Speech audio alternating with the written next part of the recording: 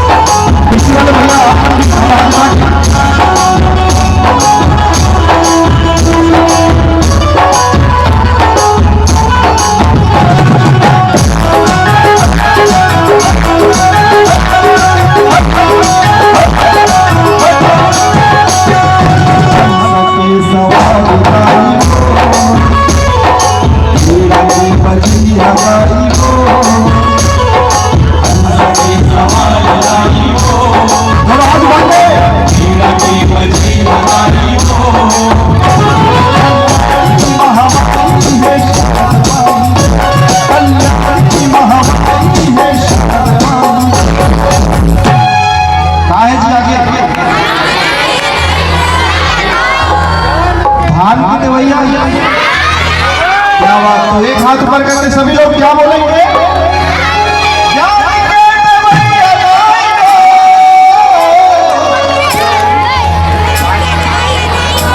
भैया मुझे आवाज आना चाहिए। ज्ञान बुद्धि चाहिए कि नहीं चाहिए? चाहिए ना। तो क्या कहना है?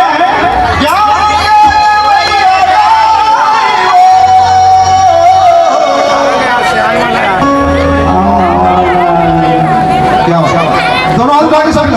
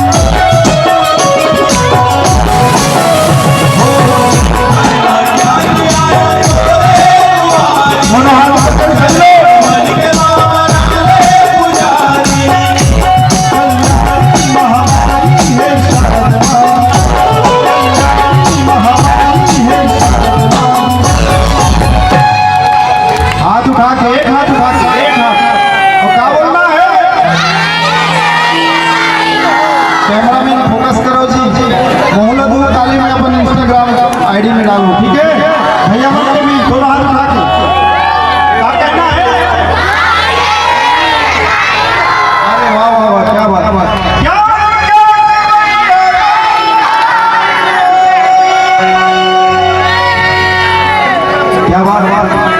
सके सवाल